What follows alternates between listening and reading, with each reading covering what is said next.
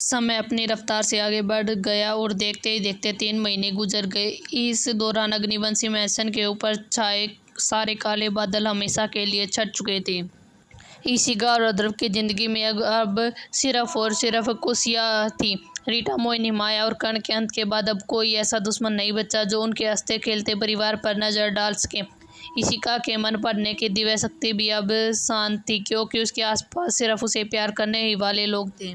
आज रविवार का दिन था। मैंसन के मुख्य हॉल में बेहद खूबसूरत और सुकून भरा माहौल था। अध्रव सोफे पर बैठा लैपटॉप पर कुछ देख रहा था। ईशिका उसके कंधे पर सिर रखे हुए मुस्कुरा रही थी और नन्हा आरुष कालीन पर बैठकर अपने नए खिलौनों के साथ खेल रहा था। बीच बीच में आरुष अपनी मम्मा और पापा को बुलाकर अपनी शरारतें दिखाता, जिससे पूरा हॉल उसकी किलकारियों से गूंज रहा था। अध्रव, जो दुनिया के लिए क्रूर माफिया किंग था, इस वक्त अपनी पत्नी और बच्चे के साथ सिर्फ एक समर्पित पिता और पति के रूप में शांत और खुशी दिखाई दे रहा था। तभी अचानक सोफे की टेबल पर रखा अध्रव का फोन वाइब्रेट हुआ। स्क्रीन पर मोम नाम चमक रहा था। अध्रव के फोन उठाया। हाँ मोम, कहिए, सब कुछ ठीक है ना? दूसरी तरफ से सिया जी ने बेहद प्यारी और उत्साह भरी आवाज में कहा, हाँ अध्रव, सब ठीक है। मैंने तो बस यह कहने के लिए फ़ोन किया था कि परसों होली का त्यौहार है। इस बार होली हमारे पूरे परिवार के लिए बहुत ही खास है, क्योंकि हमारे जीवन के सारे संकट दूर हो चुके हैं। इसलिए राघव जी और मैं चाहते हैं कि तुम, ईशिका और आरुष कल ही ओल्ड अग्निवंशी मैंसन आ जाओ। हम सब पूरा परिवार मिलकर धूमधाम से होली मनाएंगे। अध्रव ने मुस्कुराते हुए ईशिका की तरफ देखा। ईशिका ने फ़ोन की आवाज़ सुन ली थी। उसने उत्साह से आमिर में अपना सिर हिलाया। अध्रव ने कहा, मोम, ईशिका भी यही चाहती है। हम कल दोपहर तक ओल्ड अग्निवंशी मैंसन पहुंच जाएंगे।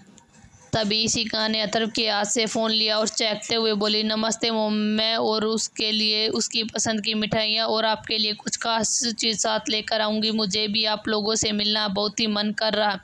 सिया जी ने खुश होकर कहा, हाँ बेटा, जल्दी आओ। उसके बिना यह घर बहुत ही सूना लग रहा है। तुम लोगों के आने से रौनक लौट आई।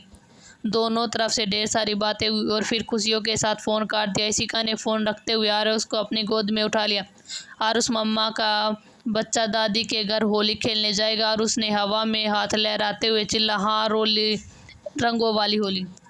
अध्रव ने उन दोनों को अपने बाहों में समेट लिया। पूरे मैंसन में त्योहार की उमंग और प्यार की एक नई लहर दौड़ गई। वे सभी ओल्ड अग्निवंशी मैंसन जाने की तैयारी करने में जुट गए थे।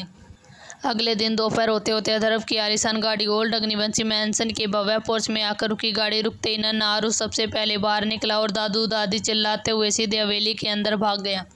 राघव जी और सिया जी पहले से ही लिविंग हॉल में उनका इंतजार कर रहे थे और आरुष को देखते ही राघव जी ने उसे अपनी बाहों में उठा लिया और चूमने लगे। सिया जी ने आगे बढ़कर ईशिका और अध्रव की आरती उतारी और उन्हें अंदर बुलाया। कुछ ही देर बाद आर्यन भी अपने चिर परिचित अंदाज में कोट उतारते हुए हॉल में दाखिल हुआ। अरे मेरे बिना ही महफिल जम गई, आर्यन ने हंसते हुए कहा और सीधे जाकर आरुष को अपनी गोद में उठा लिया। पूरे हॉल में हंसी मजाक और ठहाके गूंजने लगे। यह परिवार का वह सुकून भरा माहौल था जिसके लिए ईशिका ने पिछले जन्म से लेकर इस जन्म तक एक लंबा संघर्ष किया था। अब दूर दूर तक कोई खतरा नहीं था, कोई गद्दार नहीं था। चारों तरफ सिर्फ और सिर्फ खुशियाँ ही खुशियाँ थीं।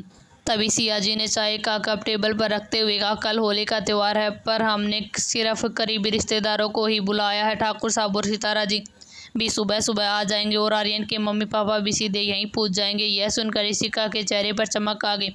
उसने सिया जी का हाथ थामते हुए बड़े प्यार से पूछा, मोम, क्या मैं मीरा को भी बुला सकती हूँ? उसके बिना मेरी होली अधूरी रहेगी।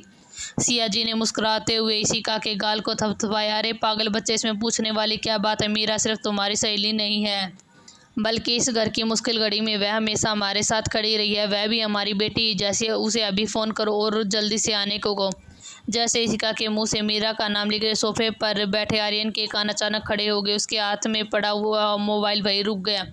उसके चेहरे के भाव एक पल के लिए बदल गया। असल में इन गुजरे हुए 3 महीनों में वक्त के साथ साथ बहुत कुछ बदल चुका था।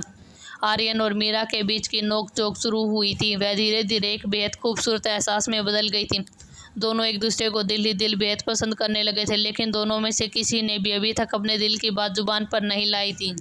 मीरा के आने की खबर सुनते आर्यन का दिल तेजी से धड़कने लगा। उसके चेहरे पर एक प्यारी सी मुस्कान आ गई, जिसे उसने तुरंत अध्रव की नज़रों से छुपाने की कोशिश की। आर्यन मन ही मन बेहद खुश हो गया। उसने कालीन पर खेलते हुए आरुष को देखते हुए अपने दिल में एक पक्का फैसला कर लिया। कल होली का यह खास दिन है, रंगों का त्यौहार है। कल मैं मीरा को अपने दिल की बात कहकर रहूँगा। उसे बता दूंगा कि वह मेरे लिए क्या मायने रखती है। अगले दिन हवेली के चारों तरफ रंगों की महक और उत्सव का उल्लास चारों तरफ फैला हुआ था। मुख्य लॉन में सफ़ेद और सुनहरे पर्दे पूरे मैदान को सजाया गया था। पीतल के बर्तनों में गेंदे के फूल और तरह तरह के ऑर्गेनिक गुलाल रखे हुए थे। मेहमानों का आना शुरू हो चुका था और हर तरफ बधाइयों का शोर था। मिस्टर ठाकुर अपनी पत्नी सितारा जी के साथ आ चुके थे। सितारा जी के चेहरे पर शांति थी। वह बयान कर रही थी कि उनके जीवन का अंधकार पूरी तरह से मिट चुका। कुछ ही देर में आर्यन के माता पिता मिस्टर और मिसेज ओबरॉय हवेली के अंदर दाखिल हुए। दोनों परिवारों ने एक दूसरे को गले लगाकर होली की मुबारकबाद दी। इसी बीच अदर इशिका और नाना आरू जब सीढ़ियों से नीचे उतरे तो सबकी निगाहें उन पर ही ठहर गई। इशिका ने पारंपरिक सफ़ेद और चिकनकारी वर्क वाला अनारकली सूट पहना था जिसमें नीले रंग का दुपट्टा ले रखा था, जिससे उसकी खूबसूरती साक्षात निखर कर आ रही थी। अदर अपने सफ़ेद कुर्ते पजामे में बेहद रोबीला और हैंडसम लग रहा था। आरुष अपनी छोटी पिचकारी लेकर पापा की उंगली थाम कर चल रहा था। मीरा धीरे धीरे कदमों से आगे बढ़ी और सबसे पहले इशिका के पास पहुंची। इशिका ने मुस्कुराते उसे गले लगा लिया। हैप्पी होली मीरा। इशिका की आवाज़ में अपनी सहेली के लिए ढेर सारा प्यार और मीरा ने भी बाबू को अगर हैप्पी होली इशिका। इसके बाद मीरा ने आगे बढ़कर सिया जी, राघव जी, मिस्टर ठाकुर, सितारा जी, आर्यन के माता पिता और उनके पैर छूकर उनका आशीर्वाद लिया। सभी बड़ों ने उसके सिर पर हाथ रखकर उसे ढेर सारा प्यार और दुआएं दी। वही इशिका और अदर ने सभी बड़ों के पैर छूकर आशीर्वाद लिया और पूरे मैदान में होली की बधाई का सिलसिला शुरू हो गया। धीरे धीरे उत्सव का रंग और गहरा होने लगा। ढोल की थाप और गानों की गूंज के बीच भी सभी मेहमान एक दूसरे को गुलाल लगाने में व्यस्त हो गए। बीच से थोड़ा अलग अदर एक स्तंभ के सहारे खड़ा था और अपनी पत्नी इशिका को देख रहा था। इशिका के चेहरे पर गुलाल के कुछ हल्के से निशान थे जो उसकी खूबसूरती को और बढ़ा रहे थे। इशिका ने अपनी कटोरी से थोड़ा सा गुलाल लिया और दबे पाँव अदर के पीछे जाकर खड़ी हो गई। जैसे अदर मुड़ा, इशिका ने बेहद कोमलता से उसके दोनों गालों पर रंग लगा दिया। Happy Holi my dear husband, Ishika ने शरारत से कहा। अदर के चेहरे पर एक दुर्लभ और बेहद रोमांटिक मुस्कान आ गई। उसने बिना देर किए इशिका को अपनी तरफ खींचा और अपने गालों को इशिका के गालों से रगड़ते हुए धीरे से झुककर उसके कान में फुसफुसाया। हैप्पी होली मेरी जान, तुम्हारी वजह से ही मेरी ज़िंदगी में यह रंग लौटे हैं। फिर अदर ने इशिका के माथे को प्यार से चूम लिया। इशिका ने भी अदर के सीने पर सर रख लिया। दोनों एक दूसरे की आंखों में खो गए। दूसरी तरफ मीरा कुछ मेहमानों और बच्चों से बचती हुई हवेली के पिछले हिस्से गार्डन में छुप कर गई जहाँ फूलों की बड़ी बड़ी झाड़ियाँ थी। वो अपनी सांस रोक कर खड़ी हो गई कि अचानक एक साया उसके पास आकर खड़ा हो गया। मीरा ने चौंक कर देखा, सामने आर्यन खड़ा था। आर्यन की आंखों में इस वक्त कोई शरारत नहीं बल्कि उसमें एक गहरा जुनून और बेइंतहा मोहब्बत साफ दिखाई दे रही थी। आर्यन भी वह गंभीर और प्यार भरी नजरें देखकर मीरा के दिल की धड़कन इतनी तेज हो गई कि उसे लगा आर्यन उसकी धड़कनें सुन लेगा। घबराहट और शर्म के मारे मीरा ने तुरंत अपनी नज़र झुका ली। आर्यन ने बिना कुछ बोले आगे बढ़कर मीरा का नाजुक हाथ अपने हाथों में थाम लिया। वह उसे थोड़ा पीछे उस कोने में ले गया जहाँ दूर दूर तक कोई नहीं था। भागने की कोशिश मत करो मीरा, आज तुम मुझसे नहीं बच सकती। आर्यन की बेहद गहरी और पक्की आवाज़ थी।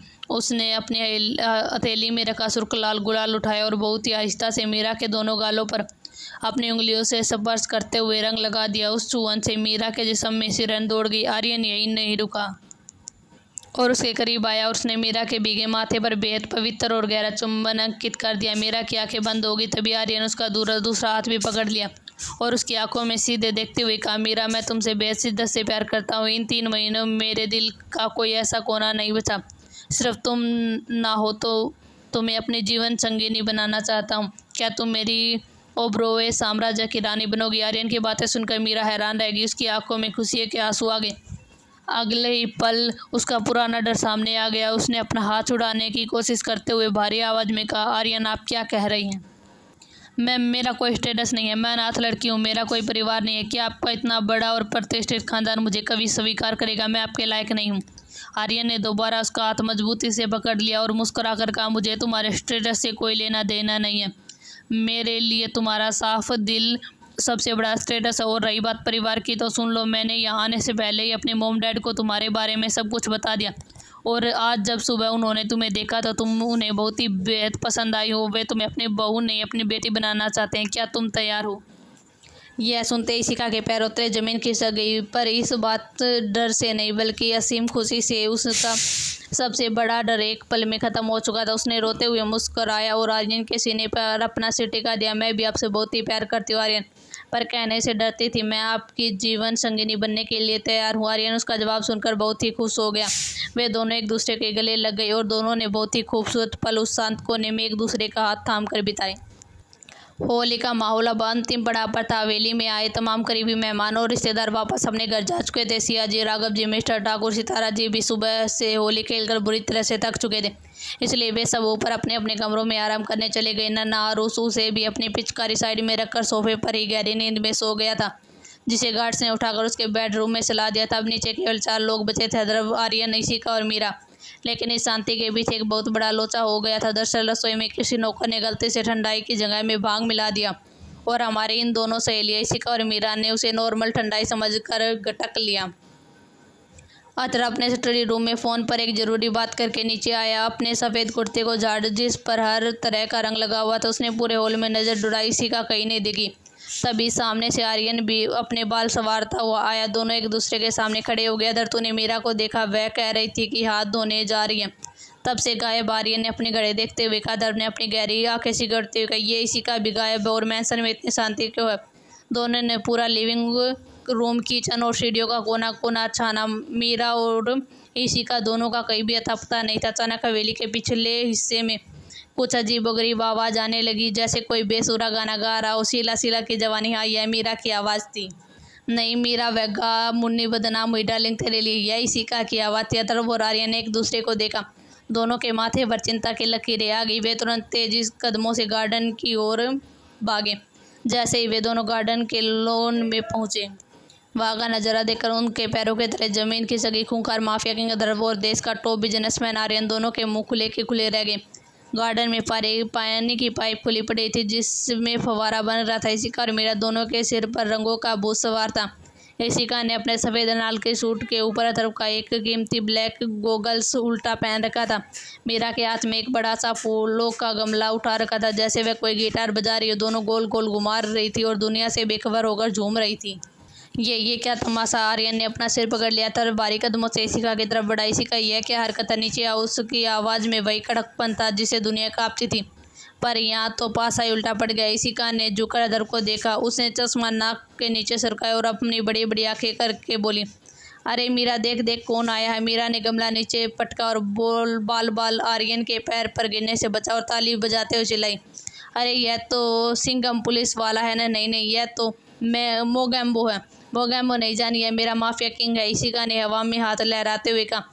लड़खड़ाते कदमों से दर्व के करीब आ गया। दर्व का कॉलर पकड़कर अपनी ओर खींचा। ओ माफिया किंग, तू इतना खड़ूस क्यों है? थोड़ा हंसकर मुस्कुरा कर चल, कोई बात नहीं, मैं तुझे मुस्कुराना सिखा दूंगी। इशिका ने अपनी उंगली से दर्व के गालों को खींचने की कोशिश की। अथर पूरी तरह से जड़ हो गया था। उसे यकीन ही नहीं हो रहा था कि इशिका का ऐसा भी रूप हो सकता है। वह उसके गार्ड्स जो दूर खड़े थे, उन्होंने तुरंत अपनी गर्दन दूसरी तरफ घुमा ली, ताकि वे अपने बॉस की इस इज्जत का फालूदा होते हुए ना देख सके। दूसरी तरफ आर्यन ने मीरा का हाथ पकड़ने की कोशिश की। मीरा, होश में आओ, तुमने क्या पी लिया? चलो कमरे में। मीरा ने आर्यन को घूर कर देखा। तुम कौन हो भाई जो मुझे इस तरह ऑर्डर दे रहे हो? रुको, मैं तुम्हें अभी मजा चखाती हूँ। मीरा ने जमीन से गीली मिट्टी उठाई और आर्यन के उस सफ़ेद कुर्ते और चेहरे पर पोत दी, जिससे वह किसी बंदर की तरह दिखने लगा। देखा, मुझसे पंगा मत लेना, मीरा ने उंगली घुमाते हुए कहा। अरे मीरा, यह क्या कर रही हो? क्या तुम्हारा दिमाग खराब हो गया? आर्यन चिल्लाए। तुम्हारी हिम्मत भी कैसे हुई मुझसे इस तरह बात करने की? मीरा ने चिल्लाकर कहा और पानी की पाइप उठाकर सीधे आर्यन के मुंह पर दे मारी। आर्यन पूरी तरह भीग गया।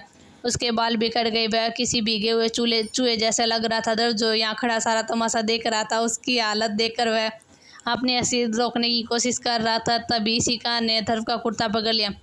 तुम क्यों हंस रहे हो? रुको, मैं अभी तुम्हें मजा चखाती हूँ, इशिका ने उसे घूरते हुए कहा। उसने अदर के कुर्ते को फाड़ दिया और अदर देख के ताही रह गया। इशिका के ने पास रखी बाल्टी उठाई, जिसमें काला रंग घुला हुआ था। इससे पहले अदर कुछ समझ पाता, पीछे हट पाता, इशिका ने वह पूरी बाल्टी अदर के सिर पर डाल दी। हैप्पी होली माई डेविल हस्बैंड, इशिका ने हंसते हुए जमीन पर बैठकर ताली बजाते हुए कहा। नज़ारा देखने लायक था। दुनिया के सबसे खूंखार इंसान, जिनके एक इशारे पर सब लोग गायब हो जाते थे, वह इस वक्त अपनी बीवी और होने वाली बीवी के आगे मजबूर थे। वह कुछ नहीं कर पा रहे थे। अदर काले रंग में नहाया हुआ था, सर से पानी टपक रहा था। आर्यन कीचड़ से सना हुआ था। दोनों दोस्त एक दूसरे को देख रहे थे और अपनी बेबसी पर रो रही थी। अतर, कुछ कर यार, ये दोनों पागल हो गई। आर्यन ने आंख मलते हुए कहा। अथर ने इशिका को गोद में उठाने की कोशिश की। इशिका, बहुत को आप चुपचाप कमरे में चलो। ऐसे ही उसने इशिका को उठाया। इशिका ने अदर्व के दोनों कान पकड़ लिए और उसे जोर से खींचने लगी। चलो बुलाओ आया, माता ने बुलाया। घोड़ा गाड़ी चलाओ अदर्व, टिक टिक टिक। मीरा भी आर्यन की पीठ पर कूदने की कोशिश करने लगी। ओए ओब्रॉय, मुझे भी उठाओ, मुझे आसमान में उड़ना है। आर्यन बेचारा पीछे हटा और मीरा उसका पीछा करने लगी। तकरीबन 1 घंटे तक दोनों सहेलियों ने गार्डन में बहकोराम मचाया कि अतर्व और आर्यन की पूरी हेकड़ी निकल गई। दोनों बेचारे पतियों ने जैसे तैसे अपनी पूरी ताकत का सब्र का इस्तेमाल करके इशिका और मीरा को संभाला। आखिरकार बाघ का नशा थोड़ा भारी होने लगा और दोनों सहेलियां थक कर चूर हो गई। इशिका ने अतर्व के सीने पर अपना सिर टिका दिया और अब वही अपनी आंखें मूंद ली। मीरा भी आर्यन का कंधा पकड़कर झपकी लेने लगी। अतर्व ने इशिका को बड़े प्यार से अपने बाहों में उठाया और उसके चेहरे पर कोई गुस्सा नहीं था, बल्कि एक बेहद प्यारी सी सुकून भरी मुस्कान थी। आर्यन ने भी मीरा को गोद में उठा लिया। दोनों दोस्त अपनी अपनी पत्नी और होने वाली पत्नी को लेकर हवेली के अंदर चले गए। कमरे में पहुंचकर अतर्व ने इशिका के चेहरे से सारा रंग साफ किया, कपड़े बदले और बेड पर आराम से सुला दिया। इशिका नींद में बुदबुदा रही थी। My devil husband, mafia king, I love you. Atharv ने मुस्कुराकर उसके माथे को चूमा। आई लव यू टू मेरी जान। दूसरी तरफ आर्यन ने भी मीरा को उसके कमरे में सुलाया और बाहर आकर चैन की सांस ली। दोनों दोस्त जब कॉरिडोर में मिले तो दोनों की हालत देखकर वे खुद की हंसी नहीं रोक पाई। यह होली सचमुच अग्निवंशी मैंसन के इतिहास में सबसे यादगार और अनोखी होली बन चुकी थी, जहां सारे पुराने दर्द बह गए थे और सिर्फ खुशियां और शरारतों के रंग बचे थे।